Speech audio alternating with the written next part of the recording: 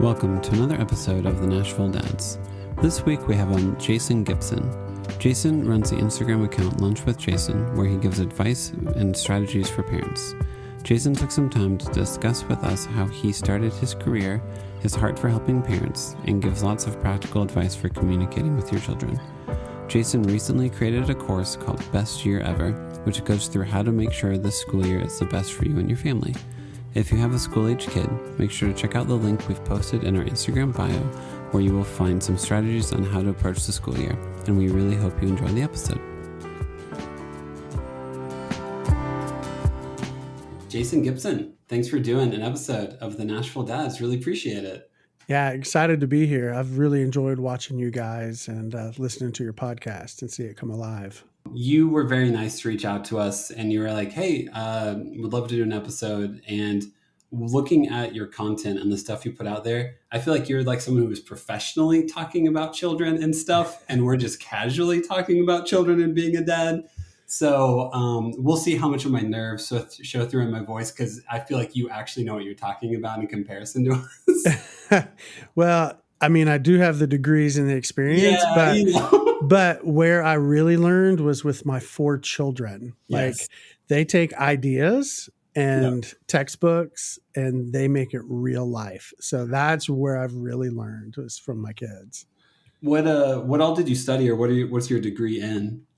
So in the counseling, mental health, education world, like, everybody thinks their way is the right way, Of course. right? So you've got psychology and you've got social work and you've got education, and everyone thinks their way is the way. And I didn't start out to do this on purpose, but I actually got degrees in all of the areas. Oh. I started off in actually working in a child mental health inpatient setting. And I was the low man on the totem pole, so I had to work every Christmas day, every Thanksgiving day, and I was making nothing. And I saw this position in a school district that said, we need a behavior interventionist, and it was $10,000 more a year for me to work there, and I got a $3,000 sign-on bonus. Ooh. And I was like, I'm going to do that and sign up. And man, I was a poor, just starting in my graduate degree, and I had to go that track. And so I'm multilingual in the fields, and what I mean by that is everyone kind of says the same thing. They use their own language, and having experienced in all those spaces and places, I'm able to really help find out what works for kids, and then use the language of the people that I'm working with so that we can get on track and on the same page.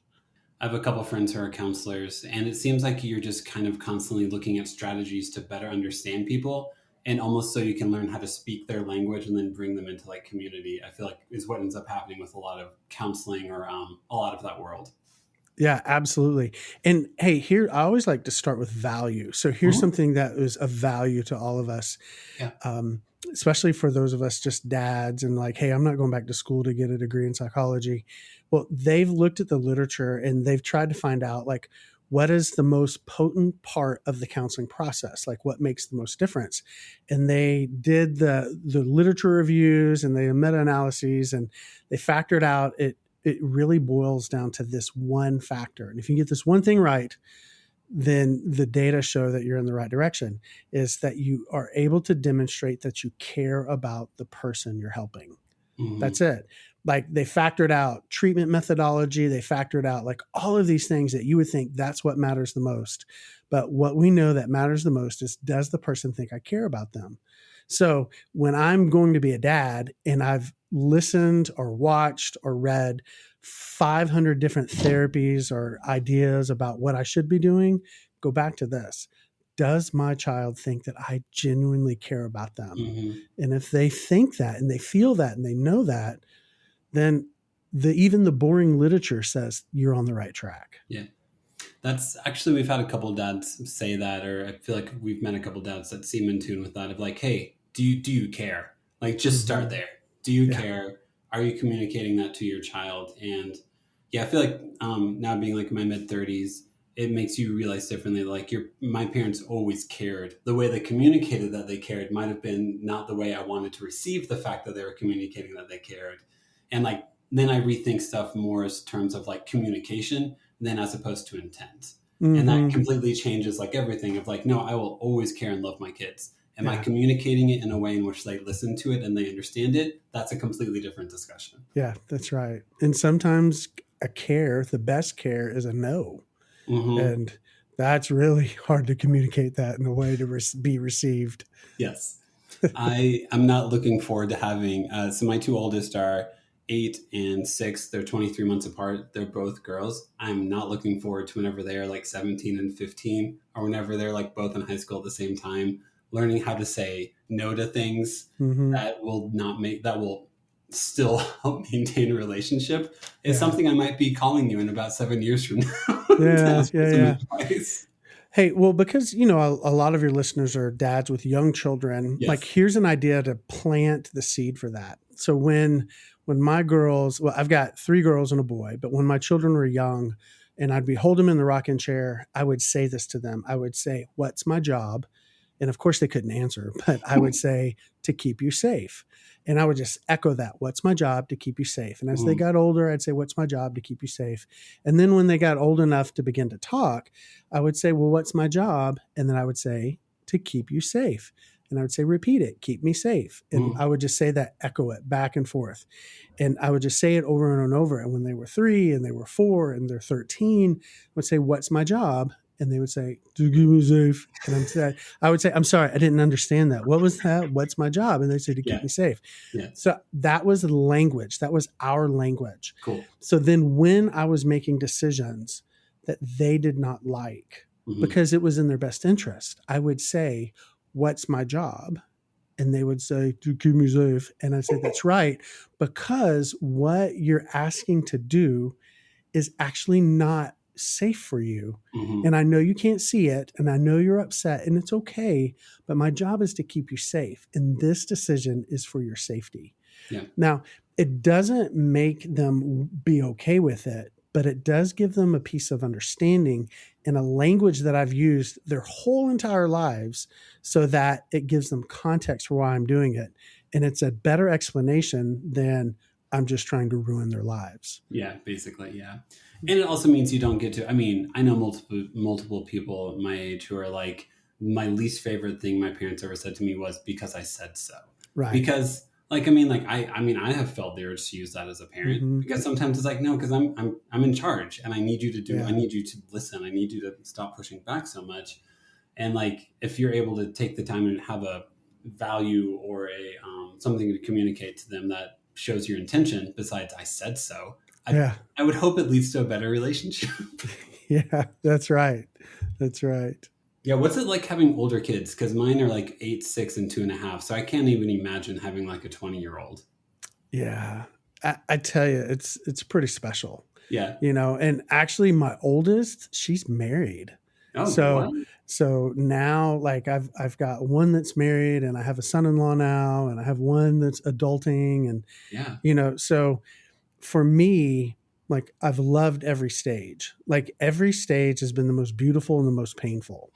And I think for me, being able to see that has really been helpful, because if you expect a stage to be the worst, you're going to see the worst. And if you expect the stage to be the very best, well, when it's not the very best, you start thinking, "What's wrong with me?" Or "What's wrong with my kid?" Or "What have I done wrong?" And like, if you can just roll up into each stage saying it's going to be the best and the worst, then you're prepared. You're expecting the best, preparing for the worst, and you can really find the things that are really wonderful about them all. But I love it. Like, especially because we live in the Nashville area, my oldest, being a Nashville hipster involves being super educated and knowing too much information about coffee. Yes. So she knows all of this stuff about coffee that is like way beyond anything that I ever imagined that I would want to know. So it's like we get to bond on these adult things now, the things like coffee and what good coffee to drink. And she's like, "Oh, we're coming back into town for this holiday, and we really want to go to Black Press Coffee, or we really want to go to," and they just insert. So it's like, I get to enjoy all of these wonderful things with my oldest children and having conversations with them about grown-up stuff while I still have an 11-year-old that is still excited about watching these YouTube videos of kids playing with toys. And Yep. I'm just like, what in the world? And That's a wide range to it's go a, from mm-hmm, drinking a pour over coffee that yes, tastes stronger than some bourbon and whiskey you can find out there to, oh, they're going to unwrap another present. That's yes, cool. yes. Or, hey, I saw this YouTube video on how to make edible slime. And I'm like, oh my gosh. So it's definitely an adventure. Oh, But I yes. love each stage for what it brings. Mhm.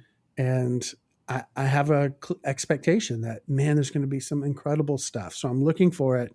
And then there's going to be some terrible stuff. So then I'm not shocked by it because you Yeah. get both. Yeah, you do.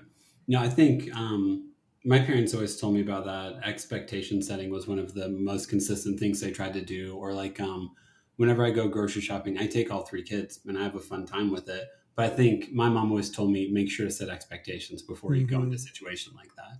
If I Yeah. go into a grocery store and I expect to shop efficiently and effectively, I'm going to be mad at everyone I talk to the entire Yeah. time I'm there. If Yeah. I acknowledge my kids are going to grab stuffed animals off the shelves, they're going to throw them in the cart. I'm going to have a conversation about when that stuffed animal is going to go to sleep, aka we're about to leave. Then it's a fun connecting thing. But it takes some failure to realize that setting expectations is one of the most important things to be in tune with whenever you're a parent. Yes. Yeah, that's right. A lot of people have said this, but heartache lives in the gap between expectation and reality. Yep.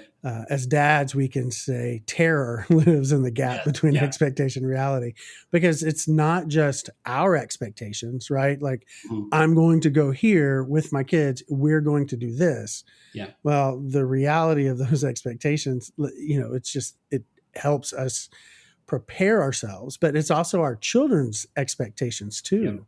And you nailed it. Just the ability to communicate to ourselves about Mhm. what's realistic and the ability and taking the time to communicate with our children Yeah. because they think of stuff and see things that we have no idea is cooking in their brain. No. And then when we're like, you thought that? Like, Yep. no, Yep. we're not actually getting dressed to drive to Disney World. But wouldn't that be great? You're Yeah. right. No, That's right. my oldest is really into Harry Potter right now. Like Hmm. she's like three-fourths of the way through the fifth book. She's reading it almost all by herself. And she will just ask the most random Harry Potter questions ever with no context. And it's real hard to like get into her world in that moment. Because she'll be like, Dad, do you think when Harry caught the snitch in this scene he meant to catch it or did it? And I'm like, I don't I think I read the fifth. So like you have to in that moment be like, Devin, your daughter is curious and excited about something.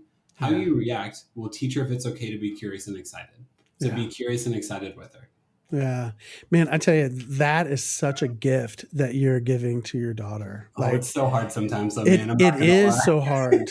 So part of my career, like the first half was in education as a learning and behavior consultant working with students and schools and school districts.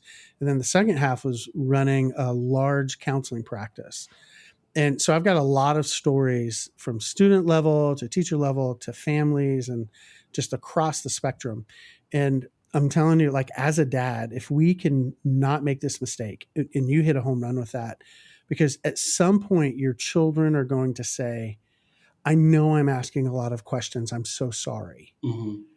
And at that moment, at that juncture, if we say, you're right, and they're getting on my nerves, then as a dad, we have chosen to turn off the connection water spigot with our child. Yeah.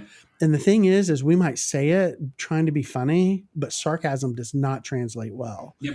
And we have got to, like, I've tried to be super intentional because, with three girls, it's a lot of words. Mhm. And I've tried to be intentional because each one of my girls, I don't think my son's ever said this or asked that, but each one of my girls have said, I know I'm asking a lot of questions. Is that getting on your nerves? Or I'm so Mhm. sorry for asking a lot of questions. And I would say very intentionally, I might not have felt it, but I would say it. Yeah. I would say, I am here for all of your questions. Yeah. And I want to know. Now, this is how I handle it. Sometimes my girls would be like on this question train and Yeah. like we're going on a trip and we're lost and I'm trying to understand why the GPS is wrong. And I'm trying to figure out where we're supposed to go. So it's actually not a time for questions. Mhm. So what I would say to them, when they're younger, you don't want to say this to your 17-year-old, but when they're younger, I would say either this. I would say, hey guys, right now the question shop is closed. But if you will take all of the questions and put them in your pocket, once I figure out where we're supposed to be going, I'm going to open the question shop back up. Or lots of questions around bedtime. And all that they're doing is they're really not wanting questions. They're trying to delay going to bed. Yep. So then what I would say is, oh my goodness, the question shop is almost out. You only get 2 more questions in the question shop. Yes. And then, so it took that moment of me, because it made me feel better because I'm like, oh, look at me being really witty and creative. Mm-hmm. But it gave them a boundary, like something clear without me being a tyrant. Yep. And man, I have to, you have to constantly be aware of where you are because your kids are interpreting things and sometimes it's right and sometimes it's wrong. So you have to be abundantly clear. Yeah. I think one thing or one sentiment that always sticks in my head is who you are to some extent teaches your child what normal is. Mm-hmm. So you have to all of us got into our 20s and we're like, met other people and we're like, hey, was this normal for you growing up? And they're like, no, that was not normal for me. So like, it's this, I feel like this constant awareness as a parent to be like, okay, I'm defining normal for 3 small humans. Yeah. Is that a good, how much of this will they meet people later in life and be like, was this normal for you? And everyone will be like, oh God, no, why would anyone ever do that? Just trying to balance that a little bit. But yeah, it's I think that's one of the major stresses or underlying anxieties of being a parent is this constant pressure of realizing you're teaching your children what normal is. Mm-hmm. And you're assuming your definition of normal isn't too damaging at the same time. That's right. Absolutely. So, but I know how I found you or found out about you was through Instagram and your Instagram account. Can you talk about your Instagram account and what all you try to accomplish and what all you try to do with that guy? Yeah. So, honestly, social media it's like the best, worst thing ever. Right. Yep. And I'm not even going to go into the dark side of social media. I'm just going to talk about me personally. It's I need to post stuff because I need to get content out there because it's the way to encourage and help and just meet people. But man, just doing it is just a process. So I do it the best that I can do it. It's not, but I get by. But it's called Lunch with Jason, which is really interesting. People are like, are you a food critic? And I'm like, no, I'm a food lover. And it has nothing to do with food as far as good or bad. But what would happen is, running a large practice, I would have friends or I would have soccer, my kids' soccer, they're on the soccer team or whatever, just all these weird different connections, or at church. People be like, hey, man, I'd love to grab lunch sometime and let's go meet and have lunch. And I'm like, man, that'd be awesome, because I love to do outdoor stuff and talk about all that. So I go meet people, at a Mexican restaurant. And then 3 minutes in, the person just genuinely just dumps just some of the heaviest stuff that's going on in their life. And man, I'm created to be an encourager and a helper. So I definitely meet people right where they are. But what was happening is I'm thinking we're going to go hang out and talk about fishing, or basketball or the Titans or whatever. And it was, it wasn't that. It was meeting somebody in their point of need. And I found out that buying me lunch, it was cheaper than paying for a session in the clinic. So, and then I just starting out, I just wanted to meet people. So I was eating lunch out all the time and it wasn't healthy for me. So I shifted because I used to do a lot of lunch and learn, some lunchtime professional development where I would connect online with a team in a clinic or a team in a school. And we would just do 20 minutes where I'd talk about strategies to help kids that are struggling either academically or behaviorally. And I thought, you know what, let's do that on social. Let's do Lunch with Jason where I'll put content and hey, if it's at lunchtime, you got 5 minutes, you just flip over there and see if there's anything relevant or helpful that I've got on there. And that's where it was. It was Lunch with Jason. It allowed me to, eat healthier, not eat out all the time, but also to meet people where they were, Yeah. instead of them having to be just so vulnerable as I was asking for more chips and salsa. Yeah, of course. Now I think there's a lot of like intimacy that can come with vulnerability. Yeah. And it's cool that you're someone who all of your friends and colleagues are like, hey Jason, I trust you with this, Hmm. to burden you with it to some extent. Yeah. Um but yeah, after a while I would also be like, oh, I would love to talk to you about this, but I haven't ordered my lunch yet and I'm actually kind of hungry. Yeah. Ooh, Yeah. Yeah. whoops. That's right. So but no, I think it seems like, I mean, you're putting stuff out there just trying to help parents like understand like what's going on with their kids, how to better communicate with them, how to better talk to them. And it seems like something that you deeply care about and Hmm. have studied a lot. So you're like, oh, I have all this knowledge. What if I share it? Will that help? Is that good? Yeah. Yeah. That's right.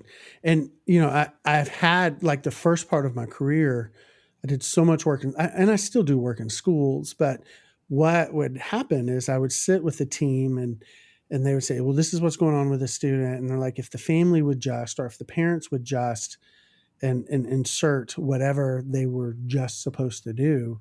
Mm-hmm. Um, and I would just say, hey guys, like you can only do what you can do. You can't expect or force somebody else to do something else. Yeah. And I just saw such a huge need because we had parents that had children that had really significant needs, but they weren't trained and equipped to know what to do. As as I started having more children, I really could relate. Like, look, we're just doing the best that we can, and Yeah. sometimes we need some very specific guidance of things to do, problem solving instead of problem admiration, Mm-hmm. and just jumping in. So I left and took over the practice so I could jump in and start helping families, and just saying, hey, there's some really practical things that you can do here Yeah. and start giving those tools because man, it's so easy to feel parent shame, Mm-hmm. because kids are going to be kids and they're going to do stuff. They're going to do what they're going to do. But gosh, that feeling when everybody's staring at you and your kid's the one Yeah. throwing a tantrum, like it's tough. Yeah. So I wanted to be able to meet people right where they are and be like, these are things to do Yeah. instead of some grandiose idea that none of us are going to ever achieve. Yeah. Are you a pretty practical person? Like, are you pretty good at Mm. making a game plan and following your plan? Absolutely. Cool. So, well, Ish. let's not go so far as following my plan. I'm Okay. really good at looking at the situation, coming up with a game plan, and then let's try it, Okay. and then Yeah. let's see what works. Like Yeah. there's this cycle. It's a success cycle, and it's the opposite of the failure cycle. It's like attempt. I'm going to try something. Attack. I'm going to come up with all the reasons why it doesn't work, and then I'm going to abandon it. I'm going to quit. And Mm-hmm. that's typically what everybody does. That's the whole reason why professional development exists, is because none of us are doing what the last person they brought in came to tell us what to do. So, what I encourage us to do is to make one slight shift. So, let's attempt whatever it is, let's attack it. Like, let's come up with every reason why this is not for us, Mm-hmm. but then let's adjust. Let's take all of the reasons that we found why that's not for us and then adjust it and make it for us. And then let's try it again. Yeah. So you just keep constantly. And that to me, where I'm at is okay, here's a situation. This is what I see. Okay, what do you need? Because it's not about what I think you need. It's what do you need? What does your family need? And let's get Yeah. clarity on that. And then, okay, well, this is a great starting point. Let's try it. And then let's continue to be in conversation until we figure something out that works for you, your family, your child, and your best success. Yeah. I think it's really telling that trying something new can be such a terrifying experience because Mm-hmm. it really can. Because I think that's what, like, if I think about it, yeah, that's what most of parenting is trying something. It doesn't work. You and your partner readjusting and then Mm-hmm. trying again. Yeah. And it's easier to think of all the moments in which you tried and man, it blew up in your face and then feel Mm-hmm. discouraged as opposed to be like, hey, most of this is, value my wife and I have is curiosity Mm. because the more whenever you're curious, it leads to empathy. It usually leads to good things. Yeah. And it's some days it's really hard to be curious and to continue to want to keep trying new things because Sometimes you just want to look at your kid and say, because I said so. Eat Yeah. the chicken nugget because I said so, because it is the easier path. Yeah. So yeah, no, thanks for using the word. That's it's always good to be reminded of that's reality. Reality is you try something, you readjust. You try something, you readjust. Mm-hmm. And if you're expecting immediate, instant results, you need to reset your expectations. Yeah, yeah, that's so right. There's something called a hinge point, and what I mean by that is it's like if you've got an arrow that's going from the bottom shooting straight up, that's where you're going. And then you take the time to say, okay, well, where do we really want to go? So you take Mm-hmm. another arrow and you start at the same place, but you go out 45 degrees. So now I'm going in a different direction. Say, this is really where we desire to go. And a lot of my work is actually helping people come up with, well, where do we want to go? Because Mm-hmm. most of the time, if things aren't going well, we just don't want to feel that. Yeah. But we haven't gone to, okay, but where are we wanting to go? Yeah. So we get a vision of where we want to go. So Yeah. instead of saying we're going to go from this terrible to this terrific, I'm Yeah. like, okay, what's the smallest, tiniest step we can take today Yep. that successfully gets us in that direction? Yep. So change and growth and family and kids and life and career, none of that gets better overnight. Mm-hmm. But I can take a really, really tiny step today. Yeah. And let's just do that for today. And then Yeah. tomorrow, we're going to take another little tiny step and we're going to get there eventually. Yeah. I like music a lot. There's a guy from England called Frank Turner, and he has a song called Little Changes, which that's basically the entire concept is like, what are little changes we can do today? You know, like we've all probably gotten a little too angry. So what's a little change to not be so angry towards people the next day, you know? Yeah. Yeah. And offering yourself grace as you figure out what little changes you need to make is also a huge part of that, I feel like. Yes. So this is totally going to age me, but I say this all the time. I call it the Paula Abdul effect. Okay. Yes. 2 steps forward and 1 step back. Straight up, Jason. Now tell me, you know, that's all I Yeah, that's right. That's awesome. I know part of what you do with the online presence and all of that is creating like strategies and coursework and everything. Do you want to tell us a little about the coursework that you create to help with strategies for your children? Yeah. So I do have a website. It's Systems of Support and systemsupport.com. And what it is it's really looking at the overall system of, okay, what can we do to equip parents and what can we do to equip teachers and what can we do to equip administrators with the tools that can help our children thrive and not just survive. And right now, specifically with parents, because in that ecosystem, like with our kids, like all 3 groups of people have to be hitting it on all cylinders. You know, we want our principals and our school leaders to be their best. We want our teachers to be giving their best. And I, as a parent, I want to be giving my best. And when we all are doing our parts, then man, we're just really thriving for our children. But right now, as school is beginning to start, really I wanted to pour into parents with, hey, here's some things that can make this the best year ever.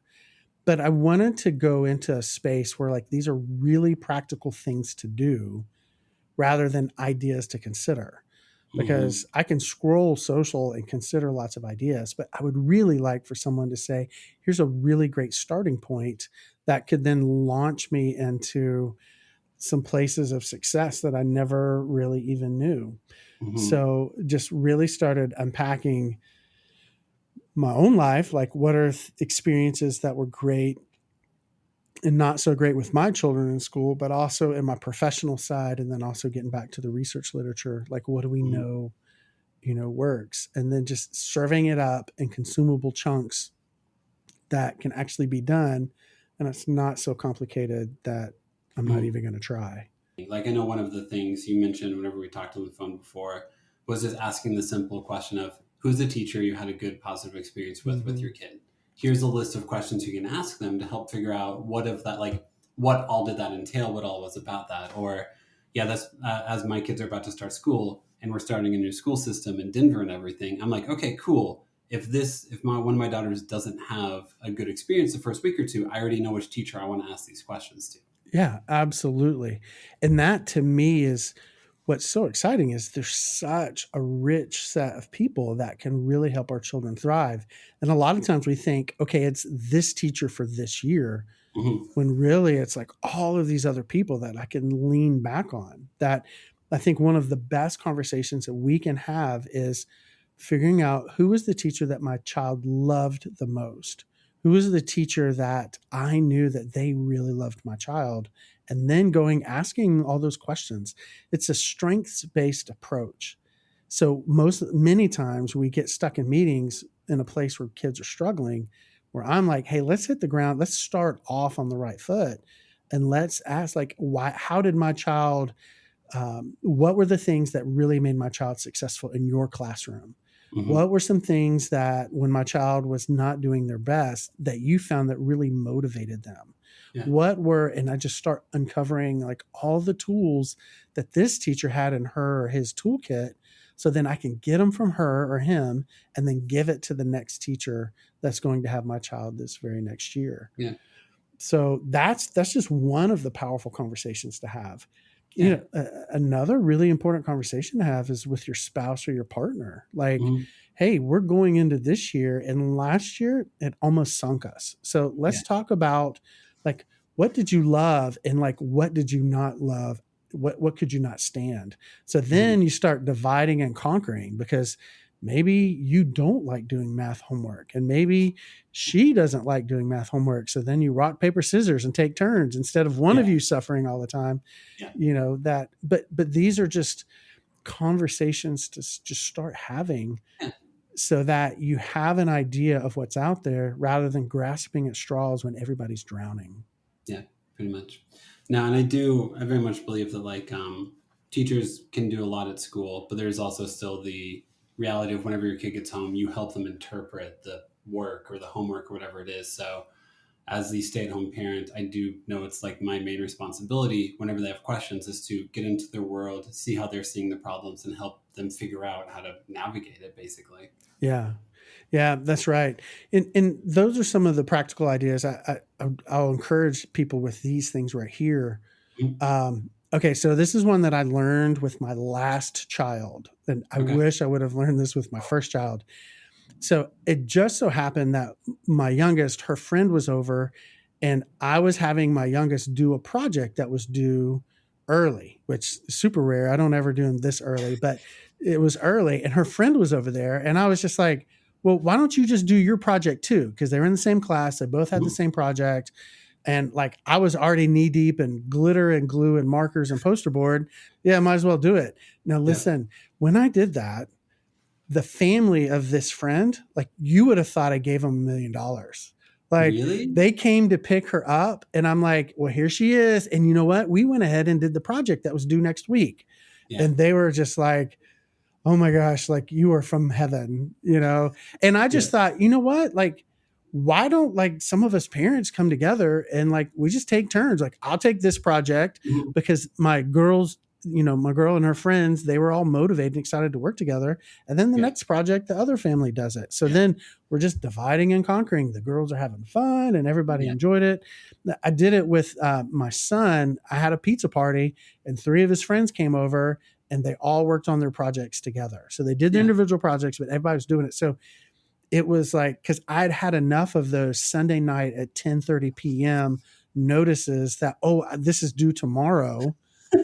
And then it's COVID. Walmart closes early. Now I Yeah. can't get and Yeah. so it's like share the love amongst the friends in the group. And like Yeah. that, like and that's just a little niche, but it's something that was really helpful for me. Yes. Um, but on the homework side, just because Mhm. dads like stereotypically, when Yeah. you think of a dad and homework, you think of math and you think Yep. of the children crying. Pretty much. Yeah. Right? That's the Yeah. stereotype. And dads equally make kids cry across subjects, but it's by the time we're pulled into it, if your family's a stereotype, Yes. dad's tears crying, it's just a mess. Well, I want to just talk real quick about the literature. See, what we tend to do, we got to avoid these two things. One is prompt dependency. So let's say we're teaching our kid multiplication facts. And we'll say, well, what's 3 times 3? And they're like, it's this, that. And like, come on, we just did it. And we're like, come on, come on, Mhm. come on. So So each time I say more information, I'm adding another prompt. I was 3 times 3, that's a prompt. Then I'm like, come on, second prompt. You know this. Third prompt, come on, fourth prompt. There's no way you don't know this, right? Yeah. So now I'm escalating my emotion and I'm asking my kids 7 times one question. You don't want to do that, because if they get it right, then it's this complicated set of prompts that leads them to that place of getting it right. So you don't want them to be prompt dependent. So you ask the question and then you wait. And then if they don't get it, here's the other part, you want to reduce error. If they don't get it, then you give them the answer and have them repeat it back. So I would say, what's 3 times 3? I'd wait 3 seconds. I'd say 9. It's 9. Mm-hmm. Repeat it. 3 times 3 is 9. And then my child would say 3 times 3 is 9. Now, it sounds like super silly, but it's this process that's called constant time delay. I mean, there's more steps to it, but basically it's it. You ask the question, you wait. If they don't know it, you give them the answer, then you have them repeat it back to you. See, what happens is if I say, what's 3 times 3? My child says, it's 6. It's 0. It's 1. They get it wrong like 6 times. They're practicing it more wrong than they're practicing it right. So you're reducing all the tiers, you're reducing the number of errors that are impacting learning. You just wait a constant amount of time and then you give them the answer, then you have them practice it. I mean, I could talk on and on about all of this, but it would bore everyone to death. But just know this, as a dad, when I'm helping with homework, that it's better to ask the question, don't do the dance around it. If they don't get it right, give it to them right, and then have them repeat it back, and then just keep doing that over and over. How, because I never heard of that before you mentioned that. Is that like a newer study or a newer way of thinking, or has it existed this whole time? It's been around a long time, actually. It's what they found, and this is what's interesting. There's a lot of stuff that's in the literature that have been used for kids with disabilities that people in the common world never really looked at it. And what we found was, if this works for struggling learners, it actually works for regular people too. Here's a great example. Have you ever been to a bar where you're there, or Buffalo Wild Wings, and you're eating wings and the games are on? And you know, when you look underneath that, the word, because you can't hear it because it's so loud, but they have words that are at the bottom of the screen that actually tell you what's being said on the screen. Yeah. You know what that's called? Closed captioning? Closed captioning, right? Yeah. Who uses closed captioning? Everybody. Who was closed captioning created for? Not individuals that have hearing impairments. Yes. Right. So what we're starting to do in the intervention world is recognize, hey, all of these strategies work for kids that struggle. They're going to work even more for kids that aren't struggling. It's good learning. So this isn't, it's funny. It's not new stuff, but it's new to most people. Cool. They just didn't know. Here's the real question. So what if does it make me a super dad if I'm able to make my kid cry from English homework, math homework, all of the homework? Should I expand my abilities? Well, let's just say that makes you a consistent dad. Thank you. Yeah, that's really for you. You're a consistent dad. So we just want to shift the consistency in a new direction. There we go. Yeah. I feel like you, being a therapist, training, or counselor, you must have a lot of optimism to you, or you must see a lot of what some people consider dark situations, or where there's not a lot of light, and you're able to bring light to that. Do you feel like that's something you're able to do in your day-to-day job or life? Yes. Part of it is like, definitely that's just the way it's created, you know? So yes. And part of it though is my training too, because for me, my desire, and I think this is important for all of us as dads, like, let's not let our desire to be, I want my kid to be this. Let's let our desire be, okay, this is where our kid is. This is where the situation is. Let's just get one step further down the road. Yeah. And for me, that's where I get excitement, is by seeing movement. Because if I set this expectation that's super unrealistic, then I'm going to be disappointed every time. But the other part too is, if I set this long-term expectations of what it should be, man, my life has been filled with so many twists and turns that one step at a time has taken me to some unbelievably beautiful places with my kids that I never would have anticipated. that even some of the heavy and the heartache, I can look back and be like, without that, like this never would have been, and I never would have experienced it. So yeah, I'm able to look at and enjoy the moment and enjoy the very next step without being hung up on the end of the journey, because none of us really know what that's going to be anyways. Pretty much. Mm-hmm. Yep. Nope. I think my hope for my kids is just to create a relationship with them whenever they're older, that they want to include me and my wife in their life. Yeah. Because honestly, I can't determine what they do with their lives. I can't determine who they become, but I hope they let me know who they are as they figure it out. Yeah. All right. So I'll give you a really boring, but a very clear way to test how you're doing. Okay, let's do it. Okay. So if you want to check because it's about the temperature of your home, right? Mm-hmm. Like the emotional temperature of your home. Here's a super practical way to do it. If you want to know the temperature of your home with your kids, or really you can do this with any relationship, with your wife, with whomever, there's 3 ways that we interact with people. We'll focus on our kids. There's 3 ways that you interact with your kids. You either direct, you're telling them to do something. You correct, you're telling them what they did wrong. Mm-hmm. Or you connect, which means I'm engaging with them. I'm not asking them to do anything, and I'm not telling them that they're doing anything wrong. It's those 3 ways. You're either directing, correcting, or connecting. So what I would do is I would just take a little sliver of time and I would go back through my interactions with my kids, and based each step, I would just put it in just do like a little chart, and I'd put a little tick mark each time. So let's say like bedtime tonight, and it was time for bed. Okay. Now just take 30 minutes or an hour and just kind of go through it and be like, all right, it's time to get ready for bed. Go put on your pajamas. That's a direction, a little bloop, little direction mark. Mm-hmm. And then you come back through like 5 minutes later and nobody's moved. And you say, hey, I said, go get your pajamas on. Go get them on now. You haven't moved. Bloop, in the correct column. And then you just keep going back. Okay, now go brush your teeth. Direct column. And you just keep going. You didn't take long enough. Like literally, you did not go through the alphabet twice, right? Mm-hmm. You might have said ABC. Okay, correct column. And you have to look, are you in balance?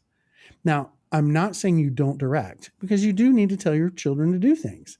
And I'm not saying you don't correct, because there are times when they're going to do it wrong. You need to help them know how to do it right. But what I'm saying is just consider that time. And if all you're doing is directing and all you're doing is connecting, then the way that relationship is not something that I would say encompasses the entire beauty of what you want for your child. Mm-hmm. I think about somebody at work where there was an employee that I had that always came to me when something was wrong. They were like, oh my gosh, this is that, and this is that, and this is that. And I can't, it just on and on and on and on. So when I would walk out of my office and I would see this employee in the hallway, what do you think my initial reaction was? They were going to tell you something was wrong now. That's right. So I pretended to have a phone call, went back in my office and shut the door. Right. My natural gut reaction was avoid this, because there's no beauty in this. Mm-hmm. So it's the same thing with our children. I'm not saying don't direct, and I'm not saying don't correct, but I'm saying make sure that we are intentional about connecting with them as much or more as we are with correcting and directing. Yeah. Because we want them to know that I'm not always here to tell you what you're doing wrong, and I'm not always here to tell you to do something. I'm also here to tell you that I love you and I'm here for you and I enjoy being with you. Yeah. So I just keep that in balance. And some of us have really strong-willed kids. So we have to up the ante. I'm going to connect with you a whole bunch because bedtime's coming. And I know what that's going to be like. So I just put it in there. I think I agree with all that sentiment. I think it's hard to be that objective at times. I do feel like that's the good thing to do, though, is to zoom out and be like, okay, today I felt very stressed out by this one child specifically. What did you do all day with that child? I corrected them the entire day. Mm-hmm. Did you feel like connecting with them? No, I just wanted them to do what I said. Cool. You didn't spend any time trying to connect with your child.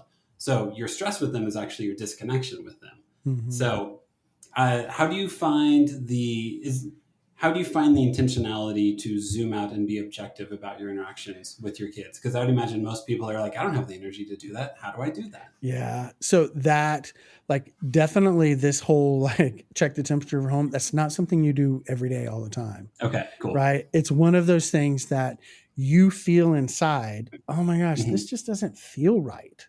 Yeah. So then I'm like, okay, well, let me go back. Let me kind of, okay, when did it feel the worst? Okay, Yeah. let me go back and let me look at that. And that's how, so it's definitely, it is an objective process that you do Mhm. at times with that just feels yuck. And Yeah. then you're trying to figure out, well, what can I do? Because sometimes it's, there's, this is a cheesy saying, right? But when you feel dog tired, it could be because you've been barking all day. It's For the most Southern thing you could possibly It say. is. It is so cheesy. But the reason why I share that big giant ball of Yes, cheese is because it does communicate a feeling that it I, does. as a dad, when I feel like that at the end of the night, then I do moments of self reflection. Hmm. I'm not going to really pull out a piece of paper and tally mark, but I am going to go back through and think, okay, when was the time that I was really at my wits' end? What was going on at that time? Yeah. What changes can I make so that it's a win for me and for them? Hmm. And that's where I just start problem solving. But I certainly don't want to give the perception that I'm walking around analyzing everything, because that is not the reality. It's No one has that much mental space. no, no. I'm doing the best that I can do. Yeah. And when it's feeling its worst, Yeah. that's when I get curious. As you said, I start Cool. being curious. Okay, Yeah. why do I feel this way? Start figuring out, when did I feel at the worst? Hmm. Okay, what can I do to change that? Yeah. No, I think from doing therapy and knowing therapists and counselors, a lot of it seems to be knowing the strategy where you go to whenever you're in a situation. So Mm-hmm. whenever you do have a day in which you're barking at your kids the entire time, as opposed to assuming you're going to, like, you know how to, you know what path to start walking down. Mm-hmm. You know, whenever you've been barking all day at everyone, to be like, hey man, like if everyone you think during your day is worthy of barking at, you need to do some self-reflection, because Yeah. there's no way everyone in your day Yes. is worth barking at. Yes. So where's the disconnect within you? Mm-hmm. Because there's some disconnect within you that you need to figure out and meditate on, think about, and do some work. Yeah, that's right. So that's why I really want to give a shout out to the middle kids, because middle children, like you guys, middle children, y'all get the bad rap because often we talk about, well, they know the oldest and they know the youngest, they forget the Yeah. middle. But in my family, my oldest got like the strictest dad, because I'm like, Yeah. I got to do this right because I don't want Yep. them to turn into whatever. Right. And Yeah. then my youngest is like, oh my gosh, I'm so tired, whatever.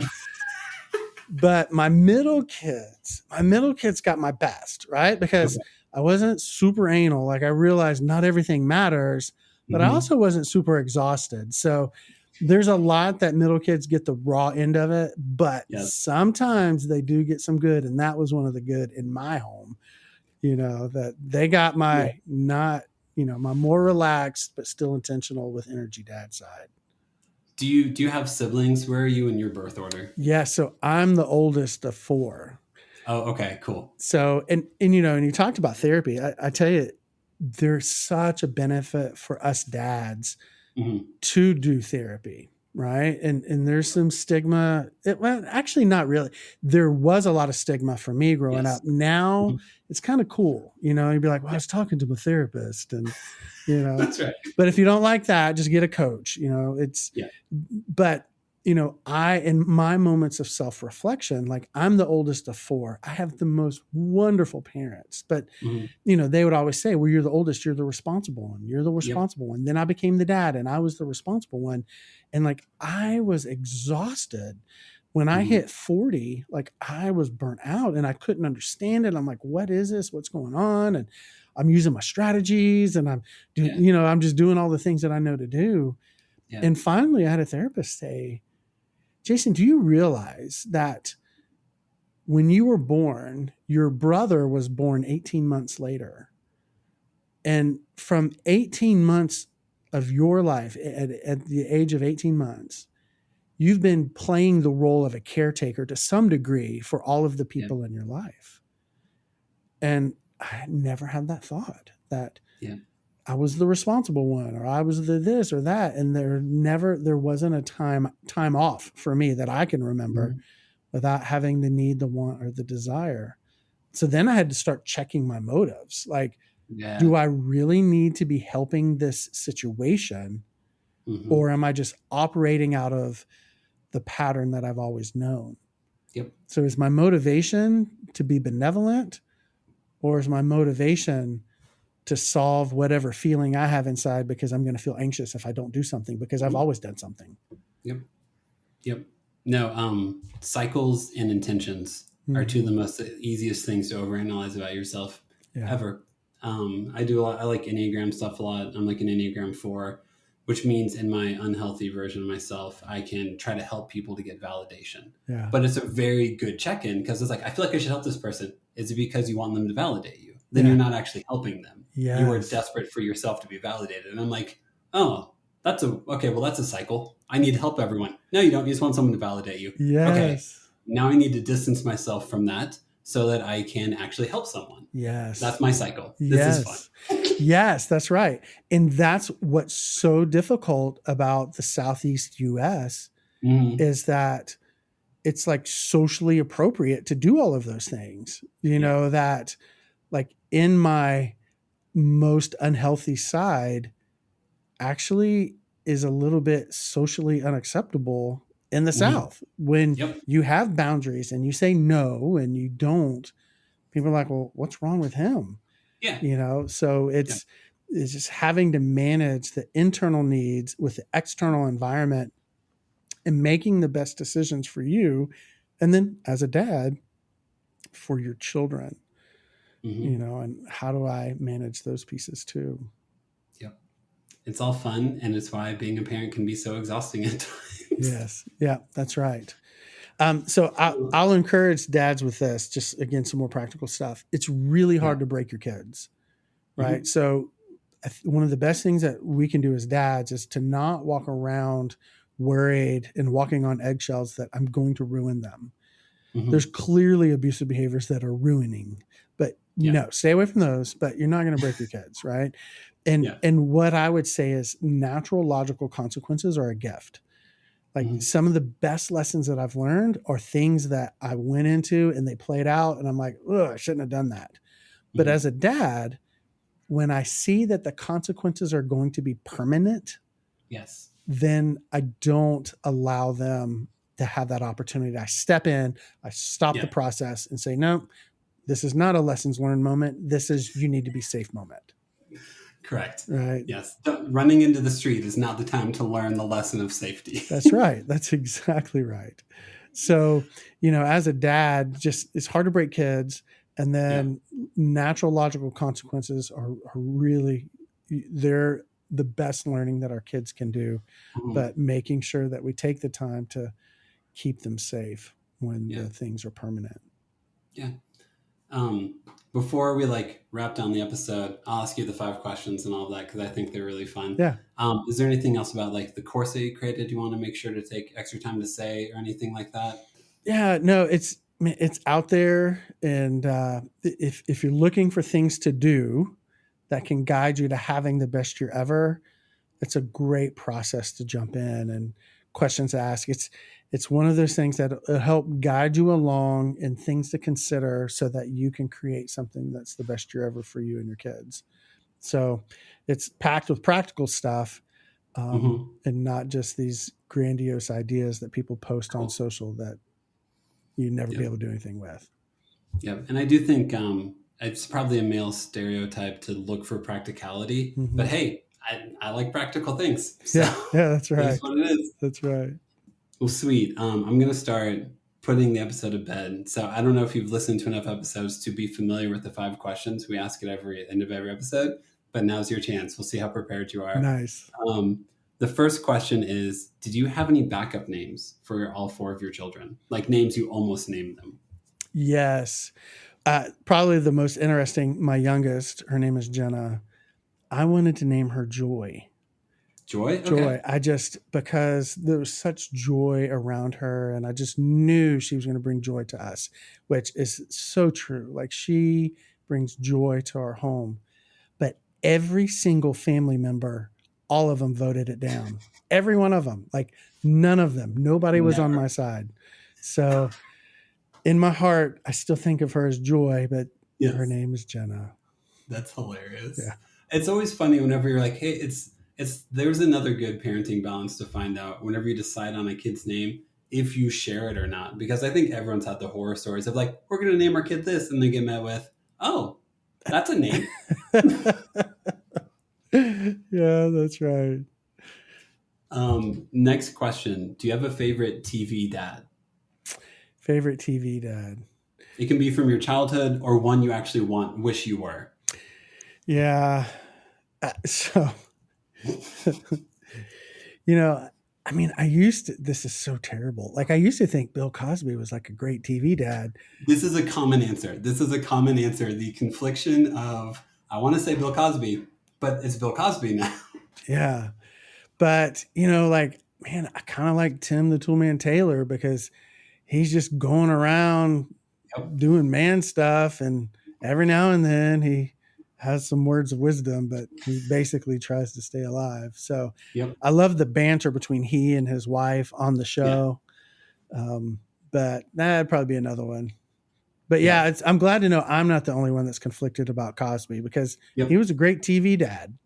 He was the perfect TV dad. Yeah. Yeah, that's right. And then other things happened. That's right. Is the quickest synopsis of a lot of damage I could possibly do. That's right. Next question. What was your least favorite kid TV show? Like, whenever your kids would watch it, you'd be like, please, can I just leave the room? Can I go do something else? It could be a movie also. Yes. Okay. So I don't even know if these are still on, but Teletubbies. Oh, dude. Yeah. They're so weird. They are so weird. Because, like, I was so conflicted because, first off, not enjoyable. Second, the educational relevance of all of this, I'm just like, there's nothing. There's no good pedagogy. There's nothing here. Like, at least Dora at the end of the episode was like, what did we learn? You know? Yeah. Fun fact about Dora, we did this study looking at, we're looking at acquisition of Spanish words, and we were concerned that kids that may have watched Dora were going to confound our data. So we had to actually look at and run some assessments to find out if that existed, and it didn't exist. So Dora is a terrible Spanish teacher. Nothing landed. Nothing at all. No. Nope. That's so fun. I never would have thought of, I watch kids' TV shows from the perspective of just trying to be a person who enjoys it or doesn't enjoy it. Yeah. I couldn't imagine knowing like how human brains work and how education works and then watching it as well. Yeah, it's terrible. I'll see, just like since I study production stuff, I can't casually listen to music ever. I overanalyze every aspect of it. It's annoying as can be. You're probably that way with multiple really weird things. So if you watch the credits at the end, there's going to be some educational consultants. Okay. And so you can look for them in the credits that nobody watches. And I'm like, obviously you weren't doing your job. Okay. I have to throw another one under the bus. Caillou. I could not handle Caillou. Dude, Caillou is consistently like I think especially because I've never watched it. I know he has a very light and like wimpy, for lack of a better way to put it, voice. Yeah. But I think every dad is just like, who are you? Like, what are you? I don't understand you at all. No. That's so funny. You're not alone. If we did like a graph of like pie chart of TV shows, Caillou and Cocomelon would be pretty much high. That's awesome. Next question. Favorite kids toy, like toy or activity your kids would do that you really enjoyed doing with them also? Yeah. Okay. So this one I'm not condoning, but my children will never, ever, ever forget this. So we had a trampoline in the backyard that, had the skirt around it and had the netting around it.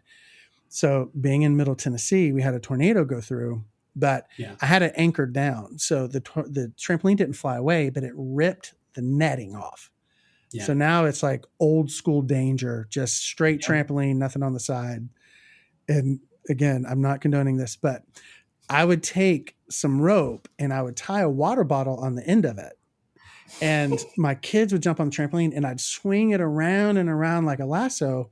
And then like American Ninja Warrior style, or I don't remember which game show it was, but my kids would jump over the water bottle every time that it would come. They'd jump over the rope.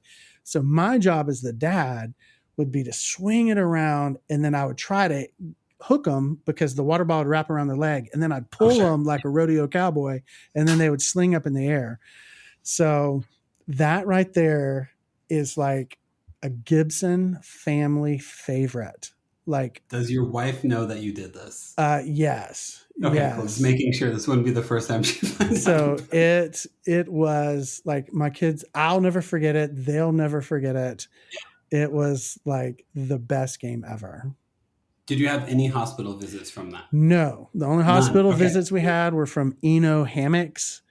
Okay. So just be careful with those, dads.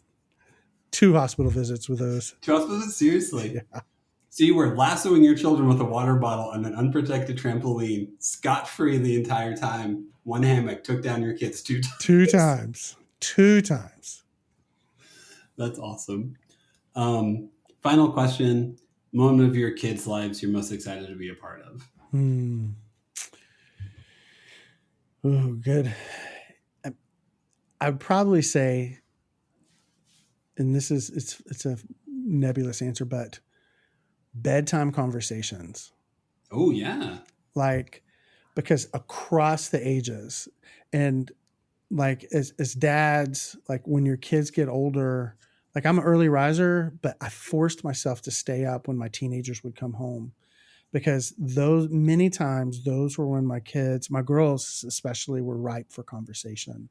Mm-hmm. So I would just have to do stuff to make sure that I was up and ready to have a conversation, but just to be there and to not ask probing questions, but just to be present, to have a good snack laid out or something that I knew that they would like, because that would naturally cause them to gravitate towards the kitchen. So to be super intentional, but the beauty of those conversations in the moment, just to catch the overflow, like I love that. And then with my younger, like all throughout their life, just the bedtime is just, it really is, as a dad, I could just write volumes about how beautiful those moments are. Cool. That's really cool. That's, don't have teenagers yet, but that's well, the house I grew up in, my parents always had a ton of food and a lot of drinks in it. And it's whenever that basic human need, is going to be taken care of and is intentional, it does usually make you linger for a little bit longer. Yeah. So once you get to the stage where your kids will stay in the bed, then bedtime becomes a beautiful thing. Wait, that's a stage? You'll get there. I thought it was just constant walking out, and like my favorite is always like trying to watch a TV show. Like I remember trying to watch The Last of Us with my wife and like learning how our stairs sounded, because the last thing I wanted was my 8-year-old to walk down as a zombie was ripping someone's flesh apart, but also really wanting to watch the show at the same time. Oh, the dad dilemmas we face. I know, right? That's cool. That's a really sweet answer. And that encourages me to later on in life try to recreate that moment as well, because that sounds very special. Yeah, absolutely. Well, here's another chance. Like if we want to follow you, get to know you better, what's a good way to like follow you on socials or anything like that, or like websites, all that good stuff? Yeah, you just, if you can find me on Lunch with Jason, look Lunch with Jason, especially on Instagram. I tend to do better there. But if you can find me at Lunch with Jason on Instagram or Facebook, then that'll give you the tentacles to everywhere else. But really, that's just the place where I have the conversations. Sweet. And we'll like, when we do it, I'll ask you for like a professional looking picture of you and like do an Instagram post and all that fun stuff and link it to you. But man, I am always fascinated to talk to like therapists and counselors and just learn lessons from you. So thanks for taking time tonight to talk with me for a bit and just learn, kind of, dive into the curiosity of how our children's brains work. Yeah, absolutely. My pleasure. Thanks a lot. This was really helpful and I really appreciate it. Thanks so much for listening. Please make sure to follow us on Instagram and Facebook at The Nashville Dads, and make sure to follow us on anywhere you find your podcast, and please give us a 5-star rating. And thank you to Matt Oakes for providing the music for the episode. Catch you next time.